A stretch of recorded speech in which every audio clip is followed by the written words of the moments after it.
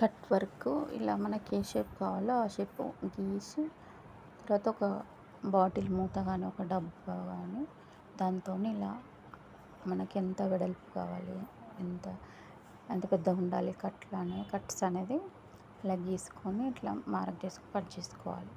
Cut చేసిన తర్వాత అస్తరికి ఇలా గమ్ము పెట్టి అతికిపెట్టేసుకోవాలి.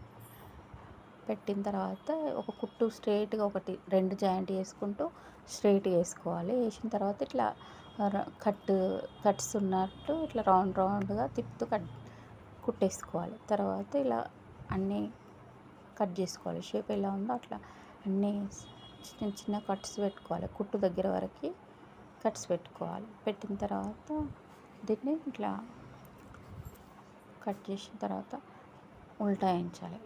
ఈ కచ్చ అనేది మొత్తం ఒకటే సైడ్ రావాలి. వస్తే లోపల సైడ్ అన్నవాళ్ళు ఇట్లా మీదకి అన్నవాళ్ళు ఇటింత పోతే అది కరెక్ట్గా రౌండ్ షేప్ రాదనమాట. ఇట్లా ఈ బక్రం పైనకి అన్నీ రావాలి, లేదంటే లోపలికి అన్నీ వెళ్ళిపోవాలి. అట్లా వస్తేనే మంచిగా నీట్గా రౌండ్ షేప్ అనేది వస్తుంది. ఇట్లా మళ్ళీ తర్వాత మనం మీది నుంచి ఇట్లా మంచిగా కుట్టేసుకోవాలి. ఒకటి చిగురు కుట్టేసిన ఇలా కనిపిస్తుంది అనమాట. ఇది బ్యాక్ నెక్.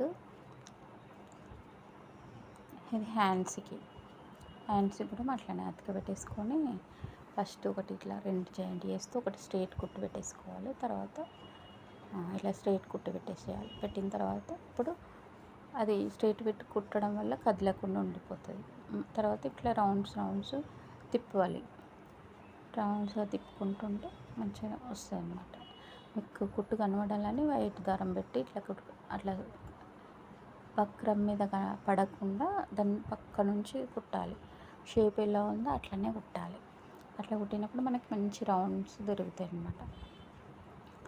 దగ్గరికి ఎంచి బక్రం దగ్గర నుండి కుట్టుకొని కొంచెం కుట్టు కూడా మీకు కనిపించాలని పెద్దగా పెట్టి చూపించాను.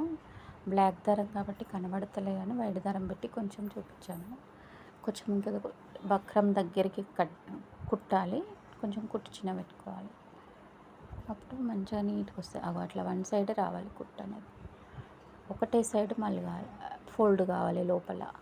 ఇటింత ఫోల్డ్ అయితే ఇట్లా నీట్గా రాదనమాట. ఇట్లా నీట్గా వచ్చేస్తుంది. ఒకటే సైడ్ ఫోల్డ్ అయితే నీట్గా వచ్చేస్తుంది. ఇది వీ నెక్. హ్యాండ్స్కి కూడా కట్స్. హ్యాండ్స్కి ఫ్రంట్ నెక్, బ్యాక్ నెక్ బాగా నీట్గా ఈజీ.